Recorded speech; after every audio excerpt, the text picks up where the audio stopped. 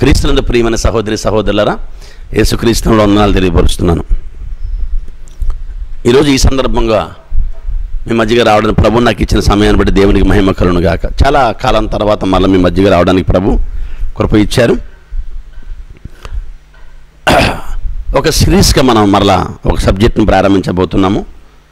నాకు చాలా ఇష్టమైంది. బైబిల్లో అనేక చోట్ల అద్భుతంగా మర్మపూరితంగా లిఖించబడిన విషయాలు. సంఘము అంటే ఏమిటి? దేవుడు ఎందుకు సంఘాన్ని కోరుకున్నాడు? దేవుడు ఎందుకు సంఘం అవసరమైంది? దేవుడు ఎందుకు సంఘాన్ని కట్టాలి అనుకున్నాడు? ఎందుకు ఈ భూమి మీద దేవుడు ఒక రాజ్యాన్ని స్థాపించాడు? దేవుడు తన సంఘాన్ని ఎందుకు రాజ్యంగా పిలుస్తున్నాడు? తన సంఘం కోసం దేవుడు ప్రాణం పెట్టడం ఏమిటి? సంఘం అంటే ఏమిటి? ప్రజెంట్ కాలంలో సుమారు ప్రపంచవ్యాప్తంగా 4000 రకాల సంఘాల డినామినేషన్లు ఉన్నాయి. ఇందులో ప్రతివారు చెప్పేది ఏమిటి అంటే కనుక, మాదే వధువు సంఘము, ఎత్తబడే సంఘము మాదే, మేమే పరలోకానికి వెళ్తాం, 1,44,000 మంది మేమే అని మాట్లాడుతున్న వాళ్ళు మనం చూస్తున్నాం. కొత్తగా వస్తున్న క్రైస్తవ్యంలోకి ఎవరైనా ఏ సంఘానికైనా వెళ్ళాలంటే ఏ సంఘానికి వెళ్ళాలి అర్థం కాకుండా మధ్యలో ఆగిపోతున్న, క్రైస్తవులకు రాలేకపోతున్న వారు చాలామంది కనిపిస్తున్నారు. ఇంతకీ ఏది దేవుని సంఘము, ఏది క్రైస్తవ సంఘం, ఏది సార్వత్రిక సంఘం? ఎలాంటి సంఘాన్ని దేవుడి భూమి మీద కడుతూ ఉన్నాడు? ఎలాంటి సంఘాన్ని దేవుడు ఇష్టపడుతున్నాడు? ఆ సంఘానికి ఉండవలసిన క్వాలిటీస్ ఏమిటి? ఆ సంఘానికి ఏ లక్షణాలు ఉండాలి? ఏ లక్షణాలు ఉంటే అది వధువు సంఘం అని పిలువబడుతుంది? ఎలాంటి సంఘాన్ని ప్రభు ఇష్టపడుతున్నాడు? అసలు దేవునికి ఎలాంటి భార్య కావాలి? ఇలాంటి తదితర విషయాలన్నీ కూడా మనం పరిశుద్ధ గ్రంథంలోంచి విస్తృతంగా మనం పరిశీలించబోతున్నాం. దేవుని మహాకృప ఏమిటంటే, మరొకసారి మీ మధ్యకు చాలా విషయాలను మీతో మాట్లాడడానికి ముందుకు వచ్చాను. ఇది ఒక ఇంట్రడక్షన్ వీడియో, పరిచయ వాక్కులన్నమాట. ఇందులోంచి కనీసం ఒక 5-6 పాయింట్ చెప్తారు మీకు. మనం ఏం చెప్పబోతున్నామో రాబోతున్న దినాల్లో. ఒక తమ్ముడు అడిగాడు, అన్న పరమగీతము అనే పుస్తకం లేకపోయి ఉంటే ఎంత బాగుండేది అన్నాడు. ఏ అంటే, ఎందుకన్నా ఆ వర్ణన, ఆ స్త్రీ యొక్క ప్రతి అవయవాన్ని వర్ణిస్తూ రాసాడు, అది అంత అసహ్యంగా ఉంది అంటూ మాట్లాడారు. అది సంఘము గూర్చియు క్రీస్తు గూర్చియు రాయబడిన ఒక మెటపాలికల్ లాంగ్వేజ్లో. మెటపాలికల్ లాంగ్వేజ్ అంటే ఉపమాన రీతిలో రాయబడిన విషయం. ఎందుకు దేవుడు అలా రాయవలసి వచ్చింది అంటే, ప్రతిదాన్ని నేను వివరణిస్తాను, గుర్తుపెట్టుకోండి. ముస్లిం సోదరులు, కొంతమంది హైందవ సోదరులు కూడా పరమగీతాల నుండి కొన్ని వచనాలను తీసుకునే వాళ్ళు దాన్ని వక్రీకరించి వేళాకోళంగా దాన్ని మాట్లాడడం మనం చూస్తున్నాం చాలాసార్లు. గనుక దేవుని అంతరంగం వాళ్ళకి అర్థం కాలేదు, గుర్తుపెట్టుకోండి. ప్రతి మాట వెనకాల దేవునికి అనంతమైన జ్ఞానం దాగి ఉంటుంది. పరమగీతాన్ని దేవుడు ఎందుకు ఉంచాడు? ఎందుకు పరమగీతములో స్త్రీ పురుషుల యొక్క ప్రేమ వర్ణన రాయబడి ఉంది? అసలు దాని వెనకాల దేవుని మనస్సు ఏమిటి? అసలు దేవుడు మనకి ఏం చెప్పాలనుకుంటున్నాడు? చాలా విస్తృతంగా మనం దాన్ని పరిశీలించబోతున్నాం, మనం ధ్యానం చేయబోతున్నాం. మనం గమనించాలి. ఒక మాట చదివి వినిపిస్తాను మీకు. నేను ఎఫెసీ పత్రిక 5వ అధ్యాయంలోకి మీ పరిశుద్ధ గ్రంథాన్ని తిప్పి ఒక మంచి మాట పౌలు భక్తుడు మనకు రాస్తాడు. ఆయన భక్తుడైన పౌలు గారు ఎఫెసీ సంఘానికి రాస్తూ పలికిన మంచి మాట, 5వ అధ్యాయము 32వ వచనం. ఈ మర్మము గొప్పది, అయితే నేను క్రీస్తుని గురించి సంఘము గురించి చెప్పుచున్నాను అంటాడు. ఏ మర్మము గొప్పది? ఏ మర్మాన్ని కోసం మాట్లాడుతున్నాడు ఇక్కడ? ఏ మర్మం కోసం చెబుతున్నాడు? గమనించండి. విషయం ఏంటంటే, భార్య భర్తల మధ్య ఉన్న సంబంధం కోసం మాట్లాడుతూ భర్త ఏం చేయాలి, భార్య ఏం చేయాలి, వారి విధులేమిటి అని చెబుతూ చివరికి వచ్చినప్పుడు ఒక మాట అన్నాడు కదా, ఇది సంఘము గురించి క్రీస్తు గురించి చెబుతున్నాను అంటాడు. భార్య చేయవలసిన 3 విధులు ఉన్నాయి, భర్త చేయవలసిన 3 విధులు ఉన్నాయి ఇక్కడ. ఎఫెసీ 5:27 నుండి 32 వరకు 33 వరకు. భర్త 3 పనులు చేయాలి: ప్రేమించాలి, పోషించాలి, సంరక్షించాలి. క్రీస్తు కూడా తన సంఘాన్ని ప్రేమిస్తున్నాడు, పోషిస్తున్నాడు, సంరక్షిస్తున్నాడు. భార్య భర్తకు లోబడాలి, భర్తను ప్రేమించాలి, భర్త పట్ల భయము కలిగి ఉండాలి అన్నాడు. ఇది భార్య భర్తల మీద సంబంధాన్ని కొట్టు మాట్లాడుతూ మొదట్లో ఏమన్నాడు చూడండి, 23వ వచనంలో, క్రీస్తు సంఘమునకు శిరస్సయులాగున పురుషుడు భార్యకు శిరస్సై ఉన్నాడు, క్రీస్తే శరీరమునకు రక్షకుడై ఉన్నాడు. సంఘము క్రీస్తుకు లోబడినట్లుగా ప్రతిదాన్ని క్రీస్తుని తీసుకొస్తున్నాడు. భార్యాభర్తల మధ్యలో సంబంధం గురించి మాట్లాడుతూ ప్రతిదాన్ని క్రీస్తుకు ముడిపెట్టి మాట్లాడుతున్నాడు. సార్ గమనించండి, ఇక్కడ క్రీస్తుకు ముడిపెట్టి మాట్లాడుతున్నాడు. క్రీస్తు అనే పదముతో ప్రారంభించాడు ఈ అంశాన్ని, చివరికి వచ్చినప్పుడు క్రీస్తు ముగించాడు. ఎందుకు దేవుడు తన సంఘాన్ని భార్య అని పిలుస్తున్నాడు? ఎందుకు ప్రభువైన యేసుక్రీస్తు వరుడుగా ఉన్నాడు? చాలామందికి దేవుడు తన సంఘాన్ని వివాహం చేసుకోబోతున్నాడు అంటే చాలా ఎటకారంగా, అంటే యేసుప్రభు పెళ్ళి అవసరమైందా, ఇప్పుడు పరలోకంలో పెళ్లి కాబోతుందా అంటూ. అసలు పెళ్ళి వివాహం అంటే బైబిల్ దృష్టిలో ఏంటి? అసలు దేవుడు తన సంఘాన్ని వివాహం చేసుకోబోతున్నాడు అంటే అర్థం ఏమిటి? ఇప్పుడు కోట్ల మంది దేవుని సంఘం విశ్వాసంతో పరలోకంలో వెళ్తే అందరి మెడలో ప్రభువైన యేసుక్రీస్తు వారు తాళి కడతాడా? ఒక్కళ్ళ మెడల్లో? అసలు వివాహము అంటే మధ్యాకాశంలో వివాహం జరగబోతుంది కదా, వివాహం జరగబోతున్నా ఆ మధ్యాకాశంలో వివాహం అంటే ఏమిటి, అంటే ఏం చేయబోతున్నాడు, అక్కడ ఏ విధంగా మన వివాహం చేసుకోబోతున్నాడు? ఈ విషయాల మీద క్లారిటీ నేటి సంఘానికి లేదు. అందుకే చాలా సంవత్సరాలుగా 23-24 సంవత్సరాలు నేను బైబిల్ పరిశీలిస్తూ నేను బోధిస్తున్నాను. బోధించే వ్యక్తి నన్ను ప్రభువు ఉంచాడు. అయితే అసలు మధ్యాకాశంలో ఏం జరగబోతుంది? ఎందుకు ప్రభువైన యేసుక్రీస్తు తన సంఘాన్ని భార్య అని పిలిచాడు? ఎందుకు దేవుడు తన ప్రభువైన యేసుక్రీస్తు వరుడుగా ఉన్నాడు? గమనించాను. మీకు తెలుసా ఒక విషయం, బైబిల్లో ప్రతి వచనములో కూడా దాదాపు పాత నిబంధనలో దేవుడు తన సంఘము గురించి ఒక మిస్టరీగా రాస్తూ వచ్చాడు. క్రీస్తు మరియు సంఘములో జరగబోతున్న, దేవుడు తన సంఘము ద్వారా జరిగించబోతున్న అనేక విషయాలు ప్రభు రాస్తూ వచ్చాడు. ఇప్పుడు ఆదాము ఉన్నాడు. ఆదాము దేవుని పోలిక, అంతేకాదు ఆదాము దేవుని కుమారుడని పిలువబడ్డాడు. ఆదాముకు మరొక పేరు ఇవ్వబడింది.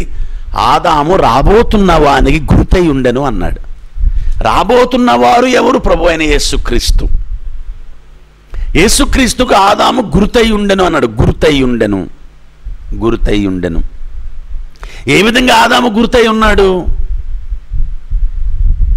అంటే, అవ్వను చేసినప్పుడు దేవుని దృష్టిలో సాటిన సహాయము చేద్దామనుకున్నాను, ఆదాము కోసం అనుకున్నాడు. కానీ దేవుని అంతరంగంలో ఉండే మరొకటి, ఆదాము దేవుని కుమారుడు. రేపొద్దున్న యేసుక్రీస్తు కూడా ఒక సంఘము అవసరం, ఒక భార్య అవసరమని దేవుని హృదయంలో ఉంది.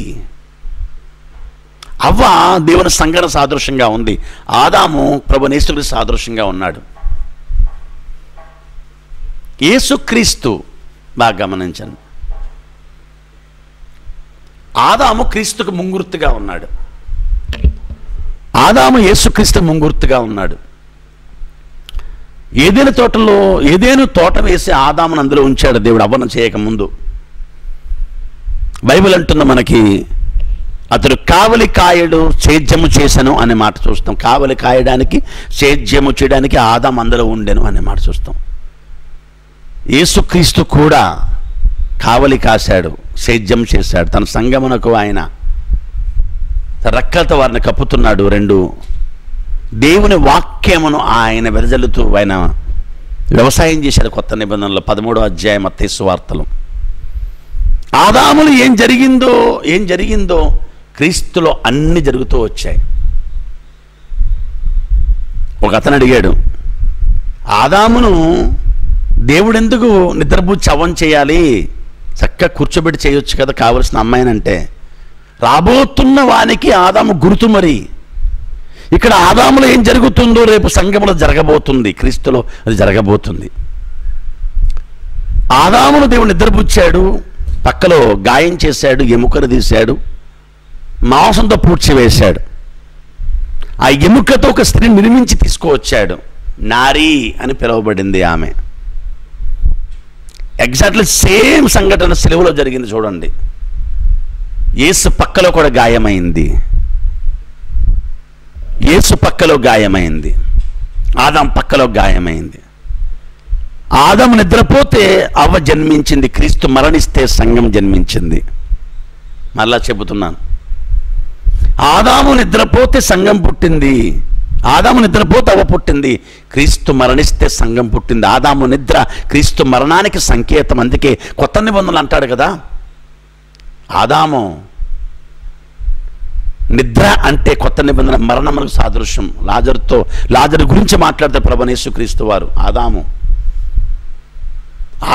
క్రీస్తుకు ముంగుర్తు కదా, మరి అందు గురించే కొత్త నిబంధన అంటాడు, లాజరు నిద్రిస్తున్నాడు, మరణించలేదు, నిద్రిస్తున్నాడు, మనం లేప వెళ్ళుచున్నాము అంటాడు. గమనించాలి, క్రీస్తు మరణం ఆదాము నిద్రకు ప్రవచన నెరవేర్పన్నమాట. నారీ అని పిలువబడింది అవ్వ, అంటే నాలోంచి తీయబడిందని. దేవుడు తన సంఘాన్ని నారీమణి అని పిలిచాడు. 1:9 పరమగీతము. నారీమణి అని పిలిచాడు. నారీమణి అంటే అర్థం నాలోంచి తీయబడి ప్రకాశించిన దానా, ప్రకాశించే దానా అని అర్థం. సో ఇలాంటి విషయాలన్నీ కూడా రాబోతున్న దినాల్లో మనం చర్చించబోతున్నాం. ప్రకటన గ్రంథంలో ఈ మధ్యకాలంలో పరలోకపు తల్లి అని ఒక బ్యాచ్ బయలుదేరారు, అబద్ధ బోధకులు. ఖచ్చితంగా నేను ప్రకటిస్తున్నాను, వాళ్ళు అబద్ధ బోధకులు అని చెప్పి ఓపెన్గా మాట్లాడుతున్నాను ఇప్పుడు నేను. ఎందుకు అంటే ఒక వ్యక్తి బోధన మనము ఖండించాలి అంటే అతని బోధన మనము దేవుని వాక్య ప్రకారంగా తప్పును రుజువు చేయగలము అన్నప్పుడు మాత్రమే ఒక వ్యక్తిని మనము దొంగ బోధకుడు అనాలి. నేను ఇప్పుడు దొంగ బోధకుడు ఎవరిని అన్నా కానీ కొంతమందిని అంటాను, వాళ్ళు నిజంగా దొంగ బోధకులే. వారు దొంగలు 100%. అందులో కొన్ని బ్యాచ్లు ఉన్నాయి. ఒక బ్యాచ్ ఏమిటంటే కనుక ఖచ్చితంగా వీళ్ళే ఒక మానవ స్త్రీని, ఒక మానవ వ్యక్తిని, అప్పటికే పెళ్ళయి పిల్లలున్న వ్యక్తిని, ఆమె తన భర్తను వదిలిపెట్టింది, ఇతడు తన భార్యను వదిలిపెట్టి ఇద్దరు పెళ్లి చేసుకుని నేను యేసుక్రీస్తు ఈమెమో దేవుని సంఘము లేకపోతే పరలోకపు తల్లి అని పేరు పెట్టారు కొరియా దేశంలో.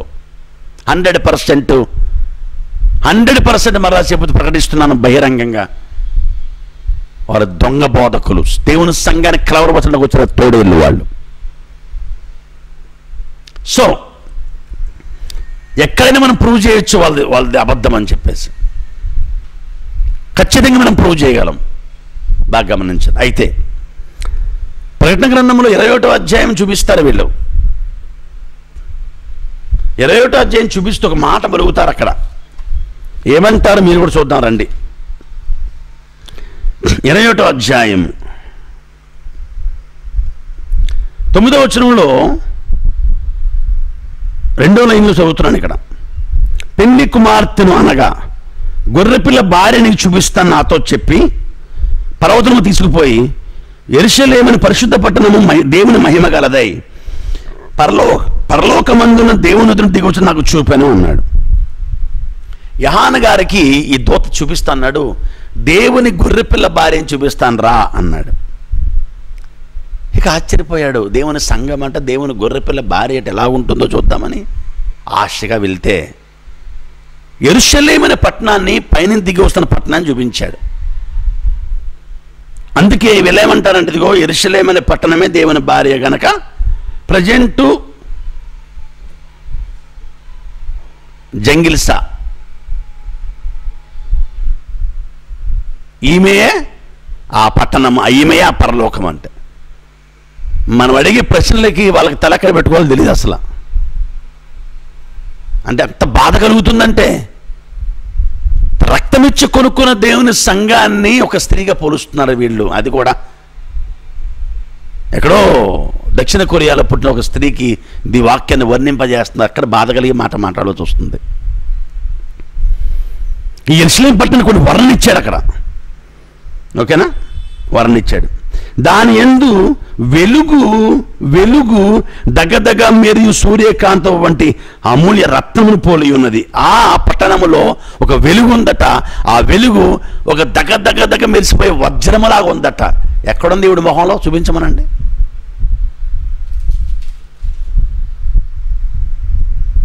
ఆ పట్టణపు ఎత్తైన గొప్ప ప్రాకారమును 12 గుమ్మములు ఉండెను అన్నాడు. ఈ 12 గుమ్మాలని చెప్పాలి ఇప్పుడు వీళ్ళు.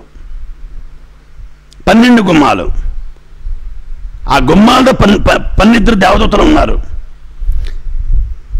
తర్వాత 14 వచనంలో ఆ పట్టణపు ప్రాకారం 12 పునాదులు కలది.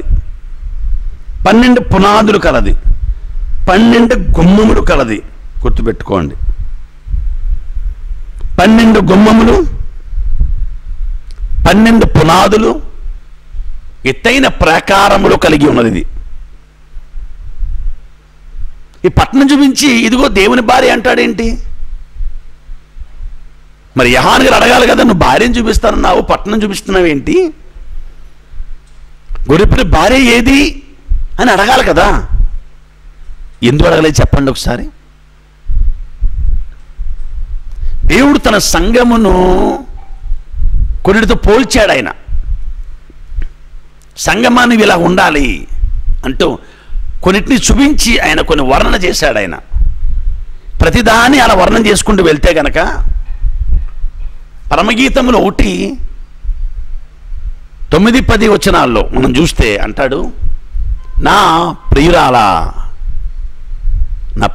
నీవు పరో రథాన్ని కట్టిన రథాస్వాల్తని పోలుస్తున్నాను అంటాడు. పరమగీతము 1వ అధ్యాయము ఈ మాట కనబడుతుంది. 1వ అధ్యాయము 9వ వచనం. ఫరో రథాన్ని కట్టిన గుర్రాలతో పోలుస్తాను అన్నాడు. ఫరో అంటేనే సాతాను సాదృశ్యం, లోకము సాదృశ్యం ఐగుప్తు. ఫరో రథాన్ని కట్టిన గుర్రాలతో సంఘాన్ని పోల్చడం ఏంటి అసలు? ఓ శాపగ్రస్తమైన ప్రాంతం. దేవుని ప్రజలను బంధించి వాళ్ళు 430 సంవత్సరాల వారు బానిసలుగా చేసుకున్న ఆ యెరూషలేము, క్షమించండి, ఐగుప్తు పట్టణం కఠినుడుగా అత్యంత కఠినమైన హృదయం కలిగి దేవుని ప్రజలను బంధించాలని మనసు కలిగిన ఈ ఫరో, అతడు వాడే రథాన్ని కట్టిన గుర్రాలతో దేవుని సంఘం పోల్చడం ఏంటి? ఇక్కడ ఏ పోలికైతే వచ్చిందో అక్కడ అదే పోలిక వస్తుందన్నమాట. గుర్తుపెట్టుకొని పోలికను తీసుకుని వ్యక్తికి ఆపాదించకండి. ఫరో రథాలతో పోలుస్తాను అంటే ఇప్పుడు ఎలా తీసుకుందాం దీన్ని? ఫరో యొక్క రథాలు, ఫరో యొక్క గుర్రాల్లో కొన్ని లక్షణాలు, కొన్ని క్వాలిటీస్ ఉంటాయి. నేను చెప్తాను రాబోతున్న దినాల్లో. ఎందుకు సంఘాన్ని ఐగుప్తు రాజు యొక్క గుర్రాలతో పోల్చాడు, రథానికి కట్టిన గుర్రాలతో పోల్చాడు? అందుకే సంఘము గురించి ఒక మర్మము మనం బయటకు తీయవలసి ఉంది. ఎందుకు సంఘాన్ని యెరూషలేము పట్టణంతో పోల్చాడు? పైనుండి వస్తున్న యెరూషలేముతో పోల్చాడు ఆయన. భూలోక యెరూషలేము, పరలోక యెరూషలేము అంటూ ఒకటి ఉంది. పైనున్న యెరూషలేముకి 3 క్వాలిటీస్ ఉన్నాయి, కిందున్న యెరూషలేము 3 క్వాలిటీస్ ఉన్నాయి. కిందున్న యెరూషలేముకి పునాదులు లేవు. కిందున్న యెరూషలేముకి ఏముందంటే 12 గుమ్మాలు ఉన్నాయి, 12 ప్రాకారాలు ఉన్నాయి, 12 గోపురాలు ఉన్నాయి. పైనున్న యెరూషలేముకు 12 పునాదులు ఉన్నాయి, 12 గుమ్మాలు ఉన్నాయి, ప్రాకారాలు ఉన్నాయి. కానీ గోపురాలు ఉండవు పైనున్న యెరూషలేముకు. ఇదేంటిది? బాగా గమనించండి. భూలోకంలోని యెరూషలేముకు 12 గుమ్మాలు ఉన్నాయి. తూర్పు గుమ్మము అని, గొర్రెల ద్వారము అని ఇలాగ ఉన్నాయి. ఎందుకు దేవుడు పైన దిగి వచ్చిన యెరూషలేమును చూపించి గొర్రెపిల్ల భార్య అన్నాడు? గొర్రెపిల్ల భార్య అని ఎందుకు అన్నాడు అంటే అది పోలిక, నిజంగా భార్య కాదు. అంటే నువ్వు అలా ఉండాలి సంగమా, నీవు ఆ విధంగా ఉండాలి. అది ఏ విధంగా అయితే మహిమతో ప్రకాశిస్తుందో నీవు కూడా వెలుగుగా ఉండాలి. మరి 12 గుమ్మాలు ఏంటండి? 12 ప్రాకారాలు ఏంటి? 12 పునాదులు ఏమిటి అంటే అందులో యెరూషలేముతో నేర్చుకోవాల్సిన విషయాలు ఏమిటంటే, సంఘము నేర్చుకోవాల్సిన 48 అంశాలు ఉన్నాయి అందులో. పైన యెరూషలేము ఉంది కదా, దేవుడు తన సంఘము అని పిలిచాడు, దాన్ని భార్య అన్నాడు. అంటే అర్థం నిజంగా భార్య అని కాదు, అక్కడ భార్య నీవు అలా ఉండాలి, ఆ యెరూషలేములాగా ఉండాలి నీవు. ఈరోజు సంఘం నేర్చుకోవలసిన 48 పాయింట్స్ ఆ పైన యెరూషలేములో కనబడుతుంటాయి. మనకి గుర్తుపెట్టుకోండి, పైన యెరూషలేములో కనబడుతూ ఉంటాయి. గనక ప్రియ సంఘమా, ఇలాంటి దేవుడు తన సంఘాన్ని రాజ్యం అని పిలిచాడు. కొలస్సీ 1:13. ఎందుకు రాజ్యంగా పిలిచాడు? రాజ్యము అంటే ఏమిటి, దాని గురించి మళ్ళా మాట్లాడబోతున్నాం. తన సంఘాన్ని దేవుడు ద్రాక్ష తోట అని పిలిచాడు. తన సంఘాన్ని దేవుడు ఫరో రథాంత గుర్రాలతో పోల్చాడు. అసలు దేవుడు ఎందుకు సంఘాన్ని కట్టినాడు? ఆయనకి ఎందుకు సంఘం అవసరం? ఆ సంఘానికి ఉన్న ప్రభుత్వం ఏమిటి, సంఘానికి ఉన్న గవర్నమెంట్ ఏమిటి, విధులు ఏమిటి, విధానాలు ఏమిటి, ఆ సంఘములో మనం ఉన్నామని మనకు ఎలా తెలుస్తుంది? ఆ సంఘములో దేవుడిచ్చిన పద్ధతులు ఏమిటి? మనం రాబోతున్న దినాల్లో పరిశుద్ధ గ్రంథములోంచి అనేక మిస్టరీస్ మనం ఛేదించబోతున్నాం. గనుక దేవుని సంఘము గురించిన మిస్టరీలో మనము ప్రభుచిత్తమైతే మనము రేపటి నుండి, అంటే ఈవిడి కంటిన్యూషన్ అవుతుందిక, లోతైన సత్యాన్ని పరిశుద్ధాత్మని సహాయముతో నేను మీకు అందిస్తాను. గనక ఇప్పుడే మన డానియల్ ఇండియా అనే ఛానల్ సబ్స్క్రైబ్ చేసుకోండి, ఇప్పుడే చేసుకోండి. కనీసం ఒకరు 10 మందికి ప్రోత్సహించండి. కనీసం ఒకరు 10 మందికి చెప్పండి, ఫోన్లు చేసి పలానా వీడియో చూడండి. ఈరోజు ప్రతి విశ్వాసి కూడా నిజమైన దేవుని సంఘములో ఉండాలి, ఎత్తబడే సంఘములో ఉండాలి, వధువు సంఘముగా ఉండాలి, వధువు సంఘములో వారు ఉండాలి. ఇలాంటి విషయాలన్నీ కూడా చాలా వీడియోస్ అవుతాయి, మీకు ఓపిక ఉండాలి. కానీ ప్రభుచిత్తమైతే నేను రోజుకి 2 వీడియోస్ కూడా మేము చేయడానికి ప్రయత్నం చేయబోతున్నాం మనం. గనక ప్రియ శ్రోతలారా, వీక్షకులారా, డానియల్ ఇండియా అనబడిన ఈ ఛానల్ని మీరు సబ్స్క్రైబ్ చేసుకోవడమే కాదు, 10 మందికి ప్రోత్సహించండి, 10 మందిని ఇన్వైట్ చేయండి వారు సబ్స్క్రైబ్ చేసుకోవడానికి. ఈ వీడియో చూస్తున్నప్పుడు తప్పనిసరిగా మీ కామెంట్ రూపంలో మీ విలువైన అభిప్రాయం మాకు తెలియపరచండి, మాకు అర్థం అవ్వాలి. ఒక లైక్ కొట్టండి, కింద కామెంట్ చేయండి ఈ వీడియోకి. ఇది సంఘానికి ఉపయోగకరంగా ఉంటుందా అనేది ఒక మాట మాకు తెలియపరచండి. చాలా మునిపెన్నడం మీరు వినని విషయాలు పరిశుద్ధాత్మని సహాయముతో నేను మీకు తెలియపరచబోతున్నాను. చూస్తూ ఉండండి డానియల్ ఇండియా. ఇట్లు మీ సోదరుడు డానియల్ ఇండియా.